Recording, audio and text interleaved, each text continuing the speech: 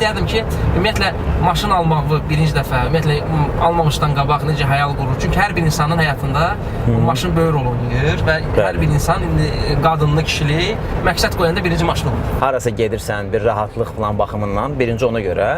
İkinci, amma məndə ən birinci maşın, birinci deyim mexanika olub. Yəni mən mexanikadan başlamışam. İndi məsəl üçün çox adam avtomatda da rahatlı deyə başlayır. Məsələ nədədir? Daewoo Nubira 98-in bir maşını var idi. Mən ümumiyyətlə maşını almalıydım. Çünki mənim Hövsandan hər dəfə ATV-yə Yasamala gəlməyim. Hələ onda təzə başlamışdım işi orada da. Yəni 2-3 marşrut dəyişirdim. Gəl 28-ə, oradan metro ilə gəl Elmlərə, oradan oraya. Axırı başa düşürdüm ki, mənə bu lazımdır. Qərara gəldim ki, bir maşın tapım. Amma məsələ nə idi? Mənim pulum yox idi. Mənim ümumiyyətlə pulum yox idi. 300 manat da maaş alırdım. İndi bəzən kimsə belə şey bizdən soruşur, deyirəm qardaş, biraz üstün düzəlt də, yəni əlavə xərcə düşməyəsən deyə. Çünki həqiqətən mən onu yaşadım. Yəni bir sinif yoldaşım var idi, həmin onu bir an satırdı, 6000-ə deyirdi o vaxtı. Bu mənə dedi ki, 2000 mənə ver, birinci ödəniş, sonra hər ay 200-200 ödəyərsən də belə. Mən də fikirləşdim ki, necə edə bilərəm bunu? 300 manat da maaş alıram.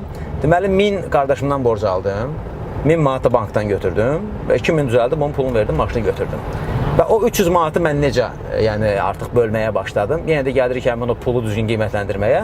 Deməli, 200-ünü bu adama verirdim, hansı ki maşının pulunu ödəməliyəm. Ən azı mənim 1 il çətinliyim oldu. Çünki 1 ildə maaşımın 100-ünü də bankın o 1000-ini qaytarmalıydım. Yəni 300 manat artıq mənim verəcəyim idi.